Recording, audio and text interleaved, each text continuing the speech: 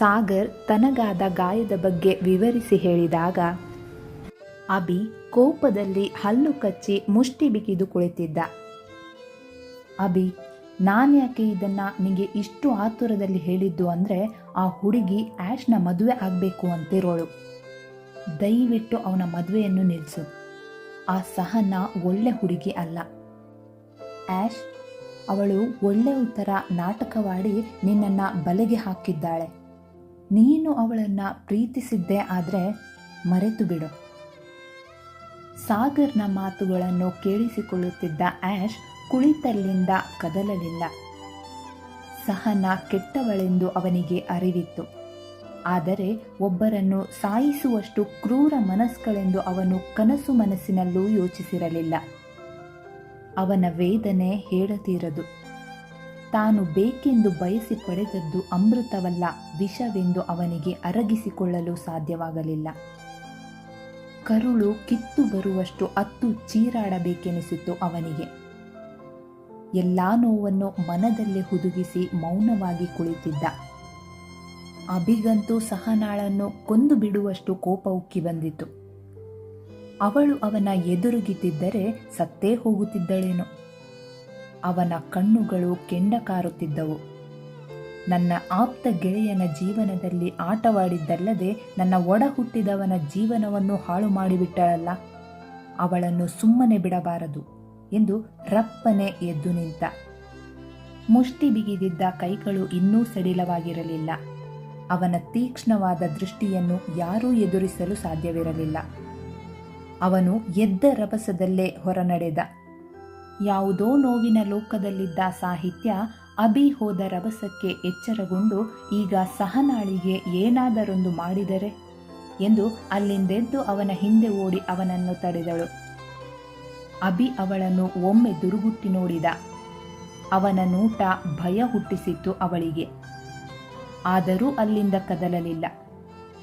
ಬಿಡು ದಾರಿನ ಎಂದು ಜೋರಾಗಿ ಕೂಗಿದ. ಎಂದು ಅವನ ಕೋಪವನ್ನು ನೋಡಲಾರದೆ ತಲೆ ತಗ್ಗಿಸಿ ಹೇಳಿದಳು ಸಾಹಿತ್ಯ. ನೋಡು, ನಾನು ಸಾಯಿಸಬೇಕು ಅಂತಿರೋದು ಅವಳೊಬ್ಬಳನ್ನೇ.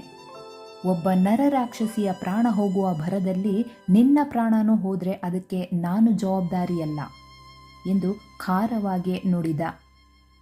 ನೀವು ಒಂದು ಸಲ ಆ್ಯಶ್ ಸರ್ನ ಮುಖ ನೋಡಿ ಅವರಿಗೆ ಸಮಾಧಾನ ಮಾಡಿ.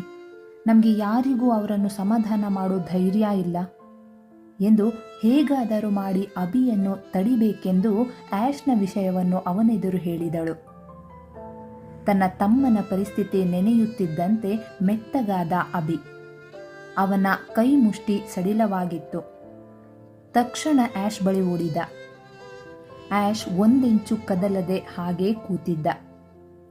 ಅಭಿ ಅವನ ಬಳಿ ಓಡಿ ಬಂದವನೇ ಅವನನ್ನು ಗಟ್ಟಿಯಾಗಿ ತಬ್ಬಿಕೊಂಡು, ಐ ಆಮ್ ಸಾರಿ ಆ್ಯಶ್, ಆ ಹುಡುಗಿ ಬಗ್ಗೆ ಏನೂ ತಿಳ್ಕೊಳ್ದೆ ನಿಮಗೆ ಮದುವೆ ಮಾಡಿಸಬಾರ್ದಾಗಿತ್ತು ಎಂದು ಹೇಳಿ ಮುಗಿಸುವಷ್ಟರಲ್ಲಿ ಆ್ಯಶ್ ಅಭಿಯನ್ನು ತಬ್ಬಿಕೊಂಡು ತಡೆ ಹಿಡಿದಿದ್ದ ದುಃಖವನ್ನೆಲ್ಲ ಒಮ್ಮೆಲೆ ಹೊರಹಾಕಿದ. ಇಲ್ಲ ಬ್ರದರ್, ನಿಂದೇನು ತಪ್ಪಿಲ್ಲ ನಂದೆ. ನಾನು ಅವಳಿಂದ ಮೋಸ ಹೋದೆ. ಅವಳದ್ದು ನಿರ್ಮಲ ಪ್ರೀತಿ ಎಂದುಕೊಂಡು ನಾನು ಮೋಸ ಹೋದೆ. ಅವಳ ಸೌಂದರ್ಯಕ್ಕೆ ಸೋತು ಹೋಗಿದ್ದು ನನ್ನದೇ ತಪ್ಪು ಎಂದು ಜೋರಾಗಿ ಅಳತೊಡಗಿದ. ಅಭಿಗೆ ತಮ್ಮನ ಅಳು ನೋಡಿ ಹೃದಯ ಕಿತ್ತು ಬಂದಿತು. ಹೇಗೆ ಸಮಾಧಾನ ಮಾಡಬೇಕೆಂದು ತಿಳಿಯದಾಯಿತು. ಯಾವುದೇ ಕಷ್ಟಗಳನ್ನು ಅವನು ಕಾಣಬಾರದೆಂದು ಅವನನ್ನು ಅಂಗೈಲಿಟ್ಟು ಬೆಳೆಸಿದ್ದ ಅಭಿ. ಆದರೆ ಅವೆಲ್ಲ ನುಚ್ಚು ನೂರಾದಾಗ ಅವನ ಎದೆ ಒಡೆದು ಹೋಗುವಷ್ಟು ಸಂಕಟವಾಗಿತ್ತು. ಸಾಗರ್ ಗರಬಡಿದವನಂತೆ ಕುಳಿತಿದ್ದ. ಅಂದರೆ ಸಹನಾ ಜೊತೆ ಆ್ಯಶ್ ಮದುವೆ ಆಗೋಗಿದೆ ಎಂಬ ಕಹಿ ಸತ್ಯ ಅವನಿಗೆ ಅರಗಿಸಿಕೊಳ್ಳಲಾಗಲಿಲ್ಲ. ತುಂಬ ಹೊತ್ತು ಅಭಿ ಮತ್ತು ಆ್ಯಶ್ ಹಾಗೇ ತಬ್ಬಿಕೊಂಡು ಕುಳಿತಿದ್ದರು. ಆ್ಯಶ್ ಹುದುಗಿಸಿಟ್ಟಿದ್ದ ದುಃಖವನ್ನೆಲ್ಲ ಹೊರಹಾಕಿ ಸ್ವಲ್ಪ ಹಗುರಾಗಿದ್ದ. ಅವನು ತನ್ನ ಹಿಡಿತವನ್ನು ಸಡಿಲಿಸಿ ಅಭಿಯ ಮುಖ ನೋಡುತ್ತಾ, ಬ್ರದರ್, ನನಗೆ ಸಹನಾ ಒಳ್ಳೆಯವಳಲ್ಲ ಅನ್ನೋ ವಿಚಾರ ಮದುವೆಯಾದ ಮಾರನ ದಿನನೇ ಗೊತ್ತಾಗಿತ್ತು. ಆದರೆ ಅವಳು ಇಷ್ಟೊಂದು ನೀಚ ಕೆಲಸಕ್ಕೆ ಕೈ ಹಾಕ್ತಾಳೆ ಅಂತ ಅಂದ್ಕೊಂಡಿರಲಿಲ್ಲ ಎಂದು ನೋವಿನಿಂದ ಹೇಳಿದ. ಅಬಿಗೆ ಆಶ್ಚರ್ಯ. ಏನು ಹೇಳ್ತಿದ್ಯಾ ಆ್ಯಶ್ ಎಂದು ಹುಬ್ಬು ಜೋಡಿಸಿ ಕೇಳಿದ. ಎಸ್ ಬ್ರದರ್ ಎನ್ನುತ್ತಾ ತಲೆ ತಗ್ಗಿಸಿದಾಗ, ನಿಂಗೆ ಗೊತ್ತಿದ್ರೂ ನಂಗೆ ಯಾಕೆ ಹೇಳಿಲ್ಲ ಎಂದು ದುರುಗುಟ್ಟಿ ಆ್ಯಶ್ನನ್ನು ನೋಡುತ್ತಾ ಕೇಳಿದ ಅಬಿ. ಕೋಪ ಎದ್ದು ಕಾಣುತ್ತಿತ್ತು ಅವನ ಧ್ವನಿಯಲ್ಲಿ. ಬ್ರದರ್, ನನಗೆ ವಿಷಯ ಸರಿಯಾಗಿ ತಿಳಿದೆ, ನಿಂಗೆ ಹೇಗೆ ಹೇಳಿ ಅಂತ ಸುಮ್ಮನಾದೆ. ಇವತ್ತು ಅದೇ ವಿಷಯ ಸಾಹಿತ್ಯ ಅವ್ರ ಹತ್ರ ಎಲ್ಲ ತಿಳ್ಕೊಳ್ಳೋಣ ಅಂತಾನೆ ಅವರ ರೂಮಿಗೆ ಬಂದಿದ್ದು ಎಂದಾಗ ಅಬಿಗೆ ಏನೂ ಅರ್ಥವಾಗಲಿಲ್ಲ. ಎಲ್ಲ ಅಯೋಮಯವಾಗಿ ಕಂಡಿತು. ನನಗೇನೂ ಅರ್ಥ ಆಗಲಿಲ್ಲ ಆ್ಯಶ್, ಸಾಹಿತ್ಯಳಿಗೆ ಸಹನಾ ಬಗ್ಗೆ ಹೇಗೆ ಗೊತ್ತು ಎಂದು ಪ್ರಶ್ನಾರ್ಥಕವಾಗಿ ಕೇಳಿದ. ಬ್ರದರ್, ಅದನ್ನು ಸಾಹಿತ್ಯ ಅವರೇ ಹೇಳಬೇಕು ಎಂದು ಸಾಹಿತ್ಯಾಳೆಡೆ ನೋಡಿದ. ಸಾಹಿತ್ಯ ಒಂದು ಮೂಲೆಯಲ್ಲಿ ಗೋಡೆಗಂಟಿ ಮಂಡಿಯ ಮೇಲೆ ಮುಖ ಹುದುಗಿಸಿ ಬಿಕ್ಕುತ್ತಿದ್ದಳು. ಅವಳ ಪಕ್ಕ ಅನಿತಾ ಕುಳಿತು ಸಮಾಧಾನ ಮಾಡುತ್ತಿದ್ದಳು. ಅಭಿ ಅವಳ ಬಳಿ ಬಂದವನೇ, ಸತ್ಯ, ನಿಂಗೆ ಸಹನಾ ಬಗ್ಗೆ ಗೊತ್ತಾ ಎಂದು ಗಂಭೀರವಾಗಿ ಕೇಳಿದ. ಅವಳು ಬಿಕ್ಕುತ್ತಲೇ ಇದ್ದಳು. ಸತ್ಯ ಎಂದು ಜೋರಾಗಿ ಕೂಗಿದ. ಅವನ ಕೂಗಿಗೆ ನಡುಗಿ ಹೋದಳು ಸಾಹಿತ್ಯ. ಥಟ್ಟನೆ ಅಳು ನಿಲ್ಲಿಸಿ ಮುಖ ಎತ್ತಿ ಅವನನ್ನು ನೋಡಿದಳು. ಅವನ ತೀಕ್ಷ್ಣವಾದ ನೋಟ ಎದುರಿಸಲಾಗಲಿಲ್ಲ ಅವಳಿಗೆ. ಮತ್ತೆ ತಲೆ ತಗ್ಗಿಸಿದಳು. ನಿನ್ನೆ ಕೇಳಿದ್ದು ನಿಂಗೆ ಸಹನಾ ಬಗ್ಗೆ ಗೊತ್ತಾ ಅಂತ ಎಂದು ಇನ್ನಷ್ಟು ಜೋರಾಗಿ ಕಿರುಚಿದ. ಯಾರಿಗೂ ಅವನ ಕೋಪವನ್ನು ತಣ್ಣಗಾಗಿಸುವ ಧೈರ್ಯ ಇರಲಿಲ್ಲ. ಮತ್ತಷ್ಟು ನಡುಗಿ ಹೋದಳು ಆಕೆ. ಹೇಳು ಬೇಗ. ಮತ್ತದೇ ಧ್ವನಿ ಕೇಳಿದಾಗ ತಟ್ಟನೆ ಎಂದು ತಲೆ ಅಲ್ಲಾಡಿಸಿದಳು ಆಕೆ. ಅಬಿಯ ಕೋಪ ನೆತ್ತಿಗೇರಿತ್ತು. ಏನಂದೆ? ನಿಂಗೆ ಸಹನಾ ಮೊದಲೇ ಗೊತ್ತಾ? ಹಾಗಾದ್ರೆ ಇಷ್ಟು ದಿನ ಯಾಕೆ ಹೇಳಿಲ್ಲ? ಇನ್ನಷ್ಟು ಹತ್ತಿರಕ್ಕೆ ಬಂದು ಕೇಳಿದ. ಸಾಗರ್ ತಕ್ಷಣ ಎದ್ದವನೇ ಅಬಿಯ ಬಳಿ ಓಡಿ ಬಂದು, ಅಬಿ ಪ್ಲೀಸ್, ಸಹನಾ ಸಾಹಿತ್ಯಾಳ ತಂಗಿ ಅನ್ನೋದು ಬಿಟ್ರೆ ಸಹನಾಳ ಬಗ್ಗೆ ಸಾಹಿತ್ಯಾಳಿಗೆ ಏನೂ ಗೊತ್ತಿಲ್ಲ ಎಂದು ಹೇಳಿದ. ಹೇಗಾದರೂ ಮಾಡಿ ಅವನನ್ನು ಸಮಾಧಾನಿಸಬೇಕಿತ್ತು. ಇನ್ನಷ್ಟು ಆಶ್ಚರ್ಯ ಅಬಿಗೆ. ಏನಂದೆ? ಸಹನಾ ಸಾಹಿತ್ಯಾಳ ತಂಗಿ? ಸತ್ಯ ತಿಳಿಯುತ್ತಿದ್ದಂತೆ ತಟ್ಟನೆ ಅವನ ಕೈಗಳು ಅವಳ ಕುತ್ತಿಗೆಯನ್ನು ಬಿಗಿಯಾಗಿ ಹಿಡಿದಿತ್ತು. ಅದನ್ನು ನಿರೀಕ್ಷಿಸಿರದ ಸಾಹಿತ್ಯ ಮುಂದೇನು ಮಾಡಬೇಕೆಂದು ತಿಳಿಯದೆ ಒದ್ದಾಡಿದಳು. ಅವನ ಹಿಡಿತ ತುಂಬಾ ಬಿಗಿಯಾಗಿತ್ತು. ಅಭಿಲಾಷ್, ಸಾಗರ್ ಮತ್ತು ಅನಿತಾ ಅವನ ಕೈಯನ್ನು ಬಿಡಿಸಲು ಪ್ರಯತ್ನಿಸಿದಷ್ಟು ಅವನ ಹಿಡಿತ ಬಿಗಿಯಾಗುತ್ತಿತ್ತು. ಬ್ರದರ್, ಇದರಲ್ಲಿ ಸಾಹಿತ್ಯ ಅವರ ತಪ್ಪೇನಿಲ್ಲ. ಅವರಿಗೆ ಸಹನಾ ನನ್ನ ಮದುವೆ ಆದ ಉದ್ದೇಶ ಕೂಡ ಗೊತ್ತಿಲ್ಲ.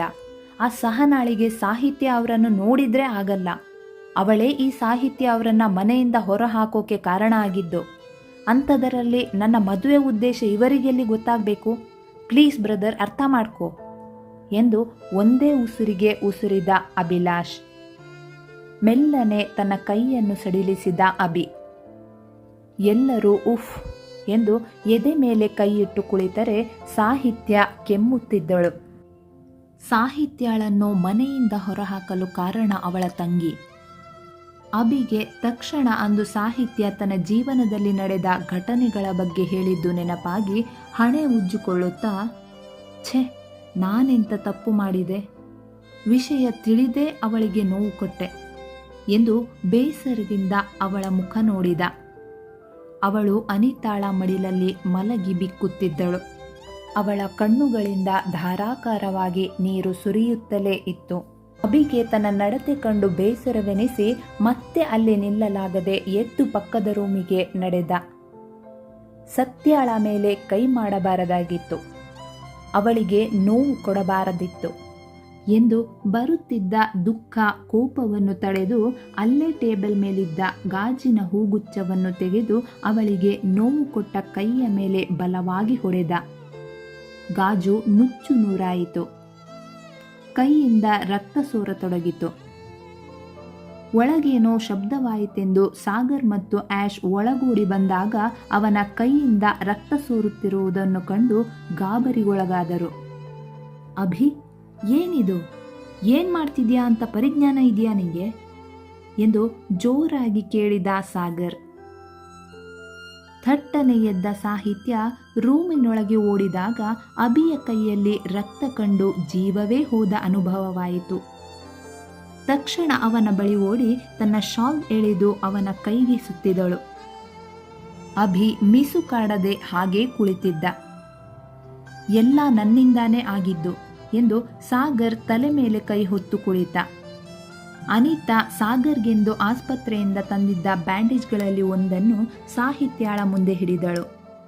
ಸಾಹಿತ್ಯ ತನ್ನ ಶಾಲ್ ತೆಗೆದು ರಕ್ತವೆಲ್ಲ ಒರೆಸಿ ಕ್ಲೀನ್ ಮಾಡಿ ಅವನ ಕೈಗೆ ಬ್ಯಾಂಡೇಜ್ ಕಟ್ಟಿದಳು. ಇದಕ್ಕೆಲ್ಲ ಕಾರಣ ಆ ಸಹನ ಎಂದು ಯೋಚಿಸಿದ ಅಭಿಗೆ ಎಲ್ಲಿಲ್ಲದ ಕೋಪ ಬಂದಿತ್ತು. ಅವಳಿಗೊಂದು ಗತಿ ಕಾಣಿಸಬೇಕೆಂದು ಎದ್ದು ನಿಂತ. ಆ್ಯಶ್ ಅವನನ್ನು ತಡೆದು, ಬ್ರದರ್, ನೀವ್ಯಾರೂ ಅವಳನ್ನು ಶಿಕ್ಷಿಸೋ ಅಗತ್ಯ ಇಲ್ಲ. ಅವಳಿಗೆ ಏನು ಮಾಡಬೇಕು ಅಂತ ನಂಗೆ ಚೆನ್ನಾಗಿ ಗೊತ್ತು. ನನ್ನಿಂದ ಆದ ತಪ್ಪನ್ನು ನಾನೇ ತಿದ್ಕೋಬೇಕು. ಇಷ್ಟು ದಿನ ಒಂದು ರೀತಿ ಆದರೆ ಇನ್ಮುಂದೆ ಇನ್ನೊಂದು ರೀತಿನ ಅವಳು ನೋಡ್ತಾಳೆ. ಆದರೆ ನಾನೇನೇ ಮಾಡಿದ್ರೂ ಅದಕ್ಕೆ ನೀನು ಒಪ್ಕೇಬೇಕು ಎಂದು ಹೇಳುವಷ್ಟರಲ್ಲಿ ಅವನ ಕಣ್ಣುಗಳು ಬೆಂಕಿಯಂತೆ ಭಾಸವಾಗುತ್ತಿತ್ತು. ಮೊದಲು ಒಪ್ಪದ ಅಭಿ ಕೊನೆಗೆ ಅವನ ಹಠಕ್ಕೆ ಮಣಿದು ದೀರ್ಘವಾದ ನಿಟ್ಟುಸಿರು ಬಿಟ್ಟು ಸರಿ ಎಂದು ತಲೆ ಅಲ್ಲಾಡಿಸಿದ. ಸದ್ಯಕ್ಕೆ ಅವಳ ವಿಷಯ ನಮಗ್ಯಾರಿಗೂ ಗೊತ್ತಿಲ್ಲ ಅನ್ನೋ ಹಾಗೆ ಇರಬೇಕು. ಆ್ಯಶ್ ಆಜ್ಞೆ ಮಾಡಿದ. ಎಲ್ಲರೂ ಒಪ್ಪಿಗೆ ಸೂಚಿಸಿದರು. ಆ್ಯಶ್ ಎದ್ದು ನಿಂತು, ಬ್ರದರ್, ಈಗಾಗಲೇ ತುಂಬ ಹೊತ್ತಾಗಿದೆ, ಬೇಗ ಮನೆ ಸೇರಬೇಕು, ಹೊರಡೋಣ ಎಂದು ಅಭಿಯನ್ನು ಕೇಳಿದಾಗ ಆತನು ಹೊರಟು ನಿಂತ. ಸಾಗರ್ ಅವನ ಬಳಿ ಬಂದು, ನನ್ನಿಂದ ತುಂಬ ಬೇಸರ ಆಯಿತು ಕಣೋ ನಿಮಗೆಲ್ಲ ಎಂದು ಆ್ಯಶ್ ಕಡೆ ತಿರುಗಿ, ಸಾರಿ ಆ್ಯಶ್, ನನಗೆ ಸಹನಾ ಮತ್ತು ನಿಂಗೆ ಮದುವೆ ಆಗಿರೋ ವಿಚಾರ ಗೊತ್ತಿಲ್ಲದೆ ಎಲ್ಲಾನೂ ಹೇಳಿದೆ ಎಂದು ಬೇಸರದಿಂದ ನುಡಿದ. ಆ್ಯಶ್ ಸಾಗರ್ ಬಳಿ ಬಂದು, ನೀವು ಹೇಳಿದ್ದು ಒಳ್ಳೆಯದೇ ಆಯಿತು ಸಾಗರ್. ಒಂದು ವೇಳೆ ನೀವು ಹೇಳಿಲ್ಲ ಅಂದರೆ ಏನೇನೋ ಆಗ್ತಿತ್ತೋ. ಸಹನಾಳ ವಿಷಯವಾಗಿ ಸಾಹಿತ್ಯ ಅವ್ರ ಹತ್ರ ಮಾತಾಡಬೇಕು ಅಂದ್ಕೊಂಡಿದ್ದೆ. ನನ್ನೆಲ್ಲ ಅನುಮಾನಗಳಿಗೆ ನೀವು ಪರಿಹಾರ ಕೊಟ್ರಿ, ಅದಕ್ಕೆ ತುಂಬ ಥ್ಯಾಂಕ್ಸ್. ಇನ್ಮುಂದೆ ಅವಳು ಹೇಗಿರ್ತಾಳೆ ಅಂತ ನಾನು ಡಿಸೈಡ್ ಮಾಡ್ತೀನಿ ಎಂದು ಹೇಳಿ ಅಲ್ಲಿಂದ ಹೊರ ನಡೆದ. ಅಭಿ ಏನೂ ಮಾತಾಡದೆ ಸಾಹಿತ್ಯಾಳೆಡೆ ನೋಡಿದ. ಅವಳು ಮನೆಗೆ ಹೋಗಲು ಹೊರಟು ನಿಂತಿದ್ದಳು. ಅನಿತಾ 2-3 ಬಾರಿ ಅವಳ ಜೊತೆಯಲ್ಲೇ ಇರುವಂತೆ ಕೇಳಿಕೊಂಡರೂ ಒಪ್ಪದೆ ಅಭಿಯ ಮನೆಗೆ ಹೋಗಲು ನಿರ್ಧರಿಸಿದ್ದಳು. ಅವಳ ಪ್ರಕಾರ ಅನಿತಾ ಮತ್ತು ಸಾಗರ್ ಇಬ್ಬರು ಒಬ್ಬರಿಗೊಬ್ಬರು ಅರ್ಥ ಮಾಡಿಕೊಳ್ಳಲು ತಾನು ಅಡ್ಡಿ ಬರಬಾರದೆಂಬುದಾಗಿತ್ತು. ಅಭಿ ಸಾಗರ್ಗೆ ಹೇಳಿ ಹೊರ ನಡೆದ. ಅವನನ್ನು ಹಿಂಬಾಲಿಸಿದಳು ಸಾಹಿತ್ಯ. ಅಲ್ಲಿಯವರೆಗೂ ನೋವನ್ನೇ ಅನುಭವಿಸುತ್ತಿದ್ದ ಸಾಗರ್ಗೆ ತುಂಬ ತಲೆನೋವು ಕಾಣಿಸಿಕೊಂಡಿತು. ತಲೆ ಹಿಡಿದುಕೊಂಡು ಅಲ್ಲೇ ಕುಸಿದ. ಅನಿತಾ ಗಾಬರಿಯಿಂದ ಸರ್ರನೆ ಓಡಿ ಬಂದು ಅವನನ್ನು ಹಿಡಿದು ತನ್ನ ಮಡಿಲಲ್ಲಿ ಮಲಗಿಸಿ, ಸಾಗರ್, ಏನಾಯಿತು ಸಾಗರ್ ಎಂದು ಅವನ ಕೆನ್ನೆ ತಟ್ಟಿದಳು. ಅವನು ತಲೆ ಹಿಡಿದುಕೊಂಡೇ ನರಳಾಡುತ್ತಿದ್ದ. ಅನಿತಾಳಿಗೆ ಏನು ಮಾಡಬೇಕೆಂದು ತಿಳಿಯಲಿಲ್ಲ. ನೋವು ಹೆಚ್ಚಾಗಿ ಕಾಣಿಸಿಕೊಂಡಾಗ ಈ ಟ್ಯಾಬ್ಲೆಟ್ ಕೊಡಿ ಎಂದು ಡಾಕ್ಟರ್ ಹೇಳಿದ್ದು ನೆನಪಾಗಿ ಸಾಗರ್ನನ್ನು ಅಲ್ಲೇ ಮಲಗಿಸಿ ಒಳಗೋಡಿ ಟ್ಯಾಬ್ಲೆಟ್ ಜೊತೆ ನೀರು ತೆಗೆದುಕೊಂಡು ಬಂದು ಅವನಿಗೆ ಕುಡಿಸಿದಳು ಅನಿತಾ. ಸ್ವಲ್ಪ ಹೊತ್ತಿನಲ್ಲೇ ಸಾಗರ್ ನಿರಾಳನಾದ. ಸಮಾಧಾನವಾಯಿತು ಅನಿತಾಳಿಗೆ. ಅವನ ಮುಖ ನೋಡುತ್ತಾ, ಇವತ್ತೇ ಕೊನೆ, ಇನ್ಮುಂದೆ ನಿನಗೆ ಯಾವುದೇ ರೀತಿ ನೋವಾಗಲು ನಾನು ಬಿಡುವುದಿಲ್ಲ, ಆದಷ್ಟು ಬೇಗ ಹುಷಾರಾಗ್ತೀಯ ಎಂದು ಮೃದುವಾಗಿ ಅವನ ಕೆನ್ನೆ ಹಿಂಡಿದಳು. ಸ್ವಲ್ಪ ಹೊತ್ತಿನಲ್ಲೇ ಸಾಗರ್ಗೆ ಎಚ್ಚರವಾಯಿತು. ಕಣ್ಣು ತೆರೆದಾಗ ತಾನು ಅನಿತಾಳ ಮಡಿಲಲ್ಲಿ ಮಲಗಿರುವುದು ತಿಳಿದು ದಿಗ್ಗನೆ ಎದ್ದು ಕುಳಿತ. ಸಾರಿ, ಗೊತ್ತಾಗಲಿಲ್ಲ ಎಂದು ಅವಳೇನಾದರೂ ತಿಳಿದುಕೊಂಡರೆ ಎಂದು ದೂರ ಸರಿದು ಕುಳಿತ. ಪರವಾಗಿಲ್ಲ ಬಿಡಿ, ನಿಮ್ಮನ್ನು ನೋಡ್ಕೊಳ್ಳೋದು ನನ್ನ ಜವಾಬ್ದಾರಿ ತಾನೆ ಎಂದು ನಗುತ್ತಾ ಒಳ ನಡೆದಳು ಅನಿತಾ.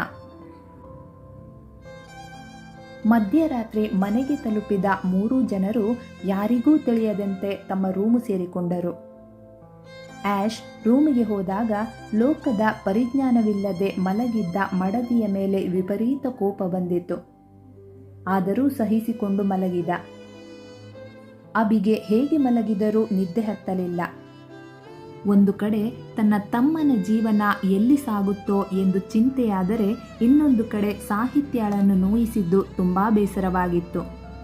ಅವನು ಎಂದಿಗೂ ಯಾವುದೇ ಹುಡುಗಿಯ ಮೇಲೆ ಕೈ ಮಾಡಿದವನಲ್ಲ. ಆದರೆ ಇಂದು ಕೋಪದಲ್ಲಿ ನಡೆದ ಘಟನೆ ಅದು. ನಡೆದು ಹೋಗಿದೆ, ಸರಿ ಮಾಡಲು ಇನ್ನೂ ಸಾಧ್ಯವಿಲ್ಲ. ಎಷ್ಟು ನೋವನುಭವಿಸುತ್ತಿದ್ದಾಳೋ ಪಾಪ. ಅವಳ ಮನೆಯವರು ಅವಳಿಗೆ ನೋವು ಕೊಟ್ಟಿದ್ದು ಸಾಲಿಲ್ಲ ಅಂತ ಈಗ ನಾನು ತನ್ನ ಮೇಲೆಯೇ ಕೋಪ ಉಕ್ಕಿತು ಅವನಿಗೆ. ಇತ್ತ ಸಾಹಿತ್ಯ ತನ್ನ ಜೊತೆಯಲ್ಲಿ ಬೆಳೆದ ತಂಗಿ ಹೀಗೆ ಮಾಡುತ್ತಾಳೆ ಎಂದು ಯೋಚಿಸಿರಲಿಲ್ಲ. ಅದೊಂದು ದೊಡ್ಡ ಆಘಾತವಾಗಿತ್ತು ಅವಳಿಗೆ. ಅದರ ಜೊತೆಗೆ ಅಭಿಯ ವರ್ತನೆ ಅವಳಿಗೆ ಇನ್ನಷ್ಟು ಆಘಾತ ತಂದಿತ್ತು. ತನ್ನ ರೂಮಿಗೆ ಬಂದವಳೆ ಹಾಸಿಗೆಯಲ್ಲಿ ಮುಖ ಮುಚ್ಚಿ ಜೋರಾಗಿ ಅತ್ತಳು. ಅದೆಷ್ಟೊತ್ತು ಅಳುತ್ತಿದ್ದಳು. ಅತ್ತು ಸುಸ್ತಾಗಿ ಹಾಗೇ ನಿದ್ದೆ ಹತ್ತಿತು. ಆದರೆ ಅಬಿಗೆ ಹೇಗೆ ಮಲಗಿದರೂ ನಿದ್ದೆ ಹತ್ತಲಿಲ್ಲ. ನಿಧಾನವಾಗಿ ಅಲ್ಲಿಂದೆದ್ದು ಸಾಹಿತ್ಯಳ ರೂಮಿನ ಬಳಿ ಬಂದ. ಅವಳಿಗೂ ನಿದ್ದೆ ಬಂದಿರುವುದಿಲ್ಲ ಎಂದು ಯೋಚಿಸಿ ಮೆಲ್ಲನೆ ಬಾಗಿಲು ತಟ್ಟಿದ. ಅದು ಅರ್ಧ ತೆರೆಯಿತು. ಚಿಲಕ ಹಾಕಿಲ್ಲವೆಂದು ತಿಳಿದು ಒಳಗೆ ಇಣುಕಿದಾಗ ಸಾಹಿತ್ಯ ಬೆನ್ನು ಮಾಡಿ ಮಲಗಿದ್ದಳು. ಅಬಿ ಅವಳ ಹತ್ತಿರಕ್ಕೆ ಬಂದು ಕುಳಿತ. ಅವಳ ತಲೆ ಸವರುತ್ತಾ, ಸಾರಿ ಸತ್ಯ, ನನ್ನಿಂದ ತಪ್ಪಾಗಿದೆ, ಅದನ್ನು ಸರಿಪಡಿಸೋಕ್ಕಾಗಲ್ಲ ಅಂತ ನಂಗೊತ್ತು. ಆದರೆ ಇನ್ಮುಂದೆ ಈ ತಪ್ಪು ಮತ್ತೆ ಆಗಲ್ಲ. ಇದೊಂದು ಸರಿ ನನ್ನ ಕ್ಷಮಿಸ್ತೀಯಾ ಪ್ಲೀಸ್ ಎಂದು ಹೇಳುವಷ್ಟರಲ್ಲಿ ಅವನ ಕಣ್ಣಿಂದ ಒಂದು ಹನಿ ನೀರು ಅವಳ ಹಣೆಯ ಮೇಲೆ ಬಿತ್ತು. ಸಾಹಿತ್ಯ ಮಗ್ಗಲು ಮಲಗಿದಳು. ತಕ್ಷಣ ಎದ್ದು ನಿಂತ ಅಬಿ. ತನ್ನೆದುರು ಯಾರೋ ಇರುವಂತೆ ಭಾಸವಾಗಿ ಮೆಲ್ಲನೆ ಕಣ್ಣು ಬಿಟ್ಟಳು ಸಾಹಿತ್ಯ. ಮುಂದುವರೆಯುವುದು.